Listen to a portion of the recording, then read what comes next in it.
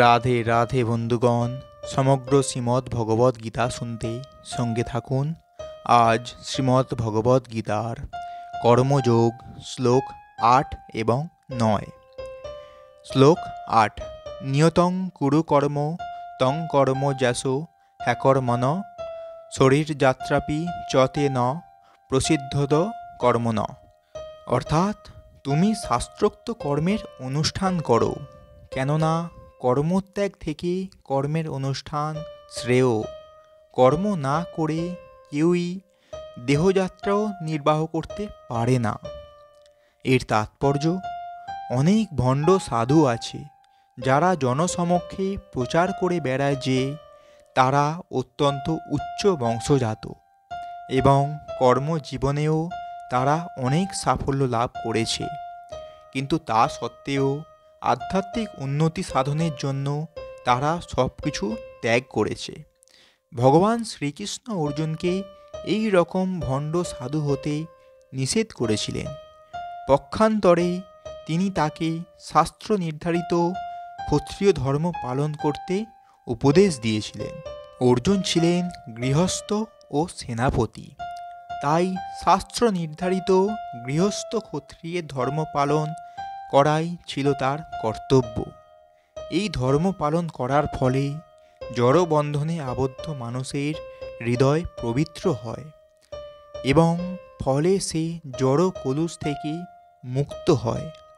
তথাকথিত ত্যাগীরা, যারা দেহ প্রতিপালন করার জন্যই ত্যাগের অভিনয় করে, ভগবান তাদের কোনো রকম স্বীকৃতি দেননি। শাস্ত্রেও তাদের স্বীকৃতি দেওয়া হয়নি। এমনকি দেহ প্রতিপালন করার জন্যও মানুষকে কর্ম করতে হয়। তাই জড় জাগতিক প্রবৃত্তিগুলিকে শুদ্ধ না করে নিজের খেয়ালখুশি মতো কর্ম ত্যাগ করা উচিত নয়। এই জড় জগতে প্রত্যেকেরই অবশ্য জড়া প্রকৃতির উপর কর্তৃত্ব করার কলুষময় প্রবৃত্তি আছে, অর্থাৎ ইন্দ্রিয় তৃপ্তির বাসনা আছে। সেই কলুষময় প্রবৃত্তিগুলিকে পরিশুদ্ধ করতে হবে। শাস্ত্র নির্দেশিত উপায়ে তা না করে কর্তব্যকর্ম ত্যাগ করে এবং অন্যের সেবা নিয়ে জীবিকা নির্বাহ করে তথাকথিত অতীন্দ্রিয়বাদী যোগী হওয়ার চেষ্টা কখনো করা উচিত নয়। কর্মযোগ শ্লোক ৯। যজ্ঞার্থান কর্মনহত্র লোকং কর্মবন্ধন তদর্থং কর্ম কৌন্তেয় মুক্ত সংঘ সমাচর। অর্থাৎ বিষ্ণুর প্রীতি সম্পাদন করার জন্য কর্ম করা উচিত। তা না হলে কর্মই এই জড় জগতের বন্ধনের কারণ।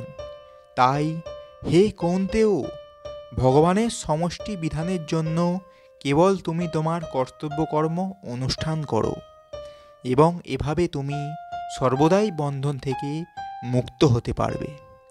এর তাৎপর্য, যেহেতু দেহ প্রতিপালন করার জন্য প্রতিটি জীবকে কর্ম করতে হয়, তাই সমাজের বর্ণ ও আশ্রম অনুসারে ভিন্ন ভিন্ন স্তরের জীবের জন্য ভিন্ন ভিন্ন কর্ম নির্ধারিত করা হয়েছে, যাতে তাদের উদ্দেশ্যগুলি যথাযথভাবে সাধিত হয়।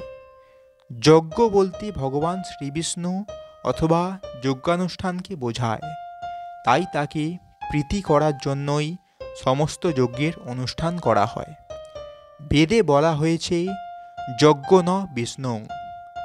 পক্ষান্তরে নানা রকম আচার অনুষ্ঠানের মাধ্যমে যজ্ঞ করা আর সরাসরি ভগবান বিষ্ণু সেবা করার দ্বারা একই উদ্দেশ্য সাধিত হয়।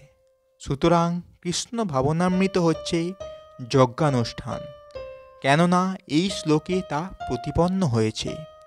বর্ণাশ্রম ধর্মের উদ্দেশ্য হচ্ছে ভগবান শ্রীবিষ্ণুকে সন্তুষ্ট করা।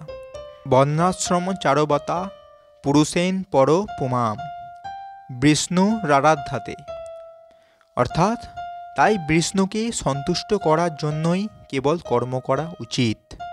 এছাড়া আর সমস্ত কর্মই আমাদের এই জগতের বন্ধনে আবদ্ধ রাখে। সেই কর্ম ভালোই হোক বা খারাপ হোক, সেই কর্মের ফল অনুষ্ঠাতাকে জড় বন্ধনে আবদ্ধ করে রাখে। তাই শ্রীকৃষ্ণকে সন্তুষ্ট করার জন্য কৃষ্ণ ভাবনাময় হয়ে কর্ম করতে হবে। এভাবে যে ভগবানের সেবাপরায়ণ হয়েছে সে আর কখনো জড়বন্ধনে আবদ্ধ হয় না, মুক্ত স্তরে বিরাজিত। এটি হচ্ছে কর্ম সম্পাদনের মহৎ কৌশল এবং এই পন্থার শুরুর প্রারম্ভে দক্ষ পথপ্রদর্শকের প্রয়োজন হয়। ভগবত তত্ত্বজ্ঞানী শুদ্ধ ভক্তির তত্ত্বাবধানে অথবা স্বয়ং ভগবানের তত্ত্বাবধানে গভীর নিষ্ঠার সঙ্গে এই যোগ সাধন করতে হয়। ইন্দ্রিয় তর্পণের জন্য কিছুই করা উচিত নয়, বরং সব কিছুই শ্রীকৃষ্ণের সমষ্টি বিধানের জন্য করা উচিত।